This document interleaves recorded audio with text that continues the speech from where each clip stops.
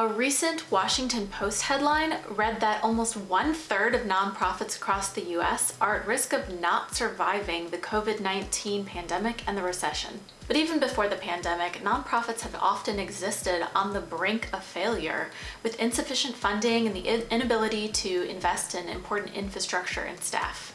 Whether you're just starting a nonprofit or you've been in existence for a while, it's important to ask yourself, what policies, structures, and other practices can we put in place as a nonprofit organization to be able to weather this storm and others? So in this video, I'm going to talk about how to build up a strong nonprofit with greater odds of surviving disasters, big and small.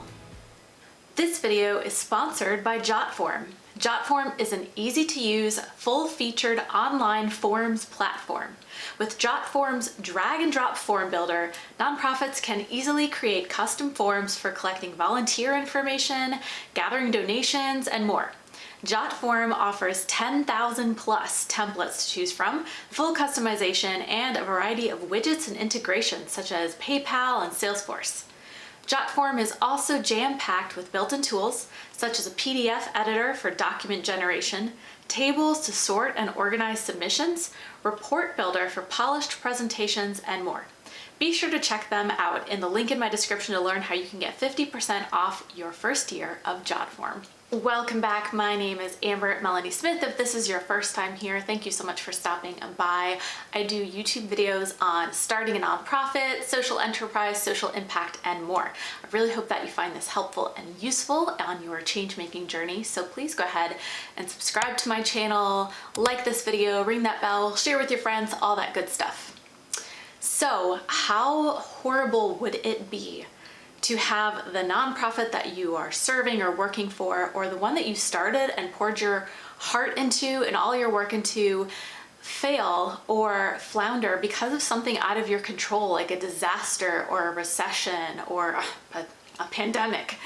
Nonprofits provide really important critical services. They are helping feed people, they're helping move people into homes, they're doing all sorts of amazing, really critical stuff for the community. But nonprofits are notoriously weak in infrastructure, and it's because there's so few resources to support them, and they're often discouraged from investing in important infrastructure that they need to be strong organizations. But I would argue that it is better for the community to invest in becoming a strong organization with really solid infrastructure, so that when those disasters happen, you can help address the needs more adequately. So when you're talking about building up a strong nonprofit that can survive disasters, what you're really talking about is this word resilience. Resilience is your organization's ability to bounce back after taking a hit.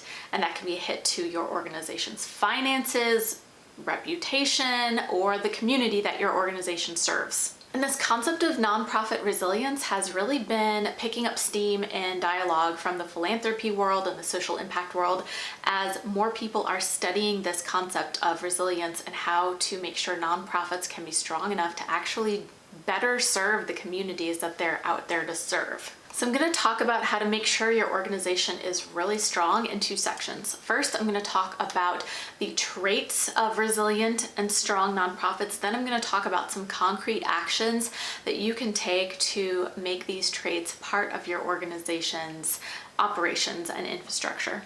So what do you think is the difference between an organization that flails and flounders in the face of a disaster and one that is strong enough to survive? The S.D. Bechtel Jr. Foundation says resilience is a way of being, not an end destination. In a Harvard Business Review article, author Diana Cotu explains that resilient organizations have three characteristics. 1, a staunch acceptance of reality. 2, a deep belief that life is meaningful. And 3, an uncanny ability to improvise. And yet another source, a 2016 research article about organization resilience, identified 6 characteristics of organizations that survived funding disasters. They looked at several organizations who all suffered some kind of major funding setback, and they found that they all had the following things in common. They had a strong commitment to the mission, They had community reciprocity. They were good improvisers. They had strong servant leadership. They had hope and optimism. And they had financial transparency. Okay, so when you take all of the research out there, what are the common things that they all say organizations have in common? I took a look at a bunch of sources and I found 8 things. Factor number 1 is how strongly connected is your organization to the community? Is your organization very visible? Does it have a lot of relationships with other organizations? Factor number 2 was symbiotic relationships. Organizations that are more resilient often have really strong formal back and forth relationships with other organizations, especially other nonprofits in their community. The third factor was transparency and effective communication with their audiences. And their audience means their donors, their volunteers, their supporters, people who follow them on social media, basically anyone who could follow them or watch what they're doing or be a supporter of theirs. And this is especially true about financial transparency. The fourth factor was constantly learning new things as an organization and really having a culture of learning. This not only helps with your team's professional development, but it can teach you how to be more creative, which helps with that whole improvising thing. Number 5 kind of piggybacks on that, and that is investments in your team as people and professionals. The 6th factor is team-wide passion for your nonprofit's mission. This will really help keep morale high when there is a tragedy or disaster or problem. And throughout the whole year, anytime, disaster or not, your team being passionate and really knowing how to explain your mission will help with fundraising and marketing too. Imagine instead of just having you, a spokesperson for your organization, knowing about and being able to explain and being passionate about your mission, you have a whole army of people who can explain it very enthusiastically. That just means you're going to reach more people and you're going to reach them with way more excitement. The 7th factor is strong infrastructure and planning. This could be financial planning, this could be having a crisis communications plan, this could be a plan for your operations and to take care of your staff if they get sick, etc. And the 8th thing that resilient organizations have in common is, as I said before, the ability to see reality no matter how bad it is. Start with the facts, start with the truth. Once you know those things, even if it's hard, you'll be able to address the problem a lot more effectively. Okay, so at this point you're like, 8 traits, got it. Those things make a strong organization. But wait, Amber, how do I actually do practical everyday things in order to make our organization have those 8 traits and make us strong? That's what this section is about. So let's go back to number 1 on that list. How strongly connected is your organization to others in the community? So there are 3 things I really see you being able to do practically throughout the year, day to day, to make this one of the characteristics of your strong organization. And the first is to stay visible. You want to make sure that your organization and its representatives are out there speaking publicly, sharing on social media, communicating with your audiences regularly. Make sure people remember you. Make sure people are seeing you. If you are in trouble, if your organization needs help, having a lot of people who know who you are and know what you do and care about what you do is going to help you get the support you need when a disaster strikes. The second is to keep up a good reputation. If your organization makes a mistake, own up to it with honesty and make it right. You also want to share your impacts regularly. Prove to the community, to your public, to your audience, to your supporters and donors why they deserve your support by sharing all of the good work that you do. You can do this on social media, in your newsletter, etc. And the third practical thing you can do is to network with other nonprofits regularly. Attend meetings virtually or in person, depending on when you're watching this video. You can network with other organizations, but make sure other organizations know who you are and you know who they are. The second trait I mentioned before was having symbiotic, formal relationships with other organizations. There are 3 things you can do practically to meet this characteristic, meet this criteria as well. The first is, on occasion, offer to help out other nonprofits. Exchange small favors, do nice things for each other to build up that relationship. Share a recommended resource or refer them to a funder or a partner for some help. The second is to identify specific nonprofits in your community whose programs and services might complement your nonprofit's programs and services. For example, in my community, there's this wonderful organization that provides clothing to kids in need so that they can go to school and be comfortable and warm and all of that. Well, they realized when they were serving these kids that some of the families from the kids that they served also needed other things like food or educational materials or furniture for their homes, and they did not provide those services. So they found other nonprofits who provided those services, and they formed formal partnerships so that when a family came to them and they needed more than just clothes, they could easily refer them to one of the other organizations. Now all of those organizations participating in that partnership have a symbiotic relationship. And the third thing you can do, and honestly this is something you should probably do before you start a nonprofit at all, but it's never too late, and that is to build trust in the specific geographical areas or the neighborhoods where you're serving. You want the people there to have buy-in and know who you are and trust you and trust that you have good intentions. The third factor we talked about was transparency and effective communication with your audience. And for this one, I have 4 recommendations. The first is to stay in touch with your audience regularly. I talked about this before. Communicate through newsletters, social media, maybe even pick up the phone sometimes. And the other part of this is to ask for feedback from your audience regularly. See what they think about what you're doing, how you might improve, and then listen to that feedback. If your organization, this is number 2 by the way, if your organization has been impacted by a tragedy, share that openly and transparently with your audience. They are there watching what your organization does because they care and they want to know if you are in trouble because maybe they're able to help. Maybe they're not, but they can't help you if they don't know you have a problem and you don't give them a chance. The third recommendation is to have transparent financial policies and practices in place. And all nonprofit, at least in the US, all nonprofits' tax forms are publicly available on various websites like GuideStar, but make sure that your public knows how to access them if they'd like to, and that you're talking about how you're spending the money that they're generously donating to you. The fourth recommendation here is to do your part as a nonprofit to help dismantle the overhead myth. I've talked about this in countless other videos now, but the overhead myth is the myth that a nonprofit that spends a lower percent on administrative or fundraising costs is a more effective and efficient nonprofit. That is incorrect. Many studies and sources have now shown that that is not true, and that in some cases, depending on the organization, organizations that even spend more on infrastructure and administrative needs might even be stronger and making a bigger impact because those strong organizations with the strong foundations can reach more people, be more resilient, weather more storms, etc. So as a nonprofit, you can help do this by continuing to educate your audience on how you're spending your money, but also that it is important to invest money in things like infrastructure, staff if your organization needs it, space if your organization needs it.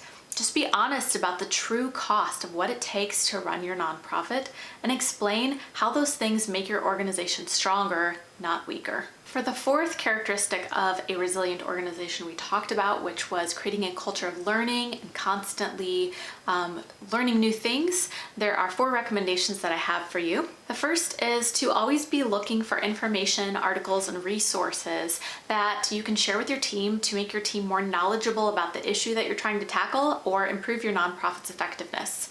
Share these articles with your staff and your board and maybe even your volunteers. If your organization does have staff, make sure you build in time for learning every month or some frequent period of time so that they know that they are allowed to take some time to learn and reflect and improve their knowledge on a subject. The third is to have open, honest conversations with your team about what they don't know.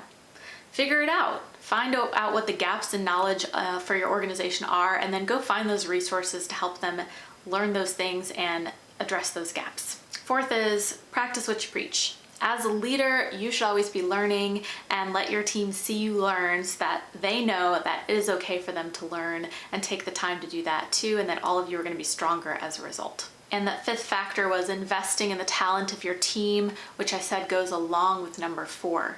So 2 things you can do to make sure that you're doing that to make yourself a more resilient organization. Similarly to helping your team learn about different parts of knowledge and about the issue that your organization addresses, find leadership development programs and encourage your team members to apply. Then kind of going along with what I was saying before, ask your team members what skills they might like to learn in order to better meet the organization's needs. Then find those resources and allow them to learn and build those skills up together. Characteristic number 6, to create this team-wide passion for your nonprofit's mission, there are 3 recommendations that I have. This one's really simple. I've been doing this one for years.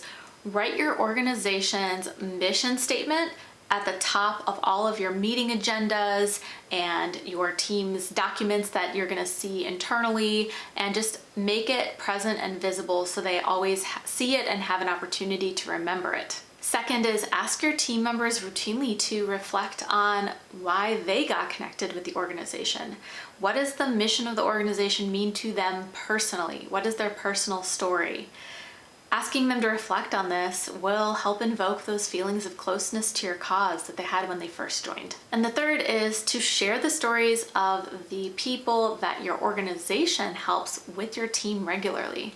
Those stories will help inspire them to keep going during more challenging times, and you can share them over email, talk about them during meetings. You can share them in all sorts of formats, but share them. For resiliency, characteristic number 7, strong infrastructure and planning, there are 5 recommendations that I have for you, and here they are. First is, as early on in your organization's life cycle as possible, start a savings or rainy day fund reserve for your organization. This will allow you to have something to fall back on in the case of an emergency. The second is to make sure your organization is always audit ready. And this means making sure that you have sound fiscal and financial policies in place, you are keeping your accounting software up to date, you have good checks and balances, there's not just one person in control of all of the financial transactions, all of that stuff. The third is to come up with a plan for operations in the event your staff gets sick. You might look at short-term disability insurance. You might want to think through operationally, what would you do if this position had to be out of the office, or this position, who would take over for their responsibilities? How would the flow of your work change? All of that. Fourth, kind of along those same lines, is to write out a plan for what would happen if your organization were faced with a major disaster, whether it be a natural disaster or a big hit to your funding. What programs or projects would you cut first and why? And finally, and fifth, you want to have a crisis communications plan. Think of the different scenarios your organization might face, whether it's bankruptcy or a natural disaster taking out one of your buildings, etc. How would you communicate this with the public in a way that shows leadership and garners trust? And eighth, being able to see the reality of a situation, no matter how hard it is, arguably the hardest one. So here are some practical things you can do to put your organization in a good place that has a good culture of seeing reality without losing hope. The first is to practice getting feedback from the public, even if it's negative. You want to be requesting feedback in the form of surveys, focus groups, just regular conversations. Ask for the feedback and develop a thick skin so that you can take that feedback and hear it and get used to hearing challenging, difficult things. Second is practice having the courage to talk to your staff and board about challenging financial or other situations. Then have the courage to alter your approach in order to meet the needs of your organization in the face of this new reality. And the third one goes with number 1, which was to, once again, practice absorbing and taking in and responding to negative feedback regularly. Be honest about things that aren't working. That way, when bigger problems come about, you'll be stronger and strong enough, hopefully, to address those things as well. I hope this video helped you out in thinking through what are some policies, changes, infrastructure, attitudes that your organization and your team and your board can all adopt to make sure your organization can be strong enough to survive major disasters and problems. I'd love to hear from you.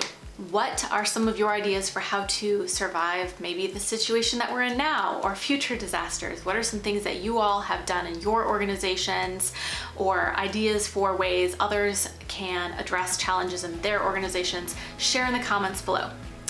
I hope that this video helped you. Once again, my name is Amber Melanie Smith. Don't forget to like this video and share with your friends and subscribe to my channel for more videos like this on starting a nonprofit, how to do that, how to actually grow your organization, raise money, grow your impact, etc. Final thought, I have a wonderful group on Facebook called Change the World or Bust, where lots of folks who want to make a difference and are perhaps part of nonprofits or starting nonprofits or social enterprise organizations or just projects that make a difference, we are all there talking about it, encouraging each other, and that group is called Change the World or Bust. So come check us out if you're interested in being part of a community like that, and I hope to see you soon. Thanks.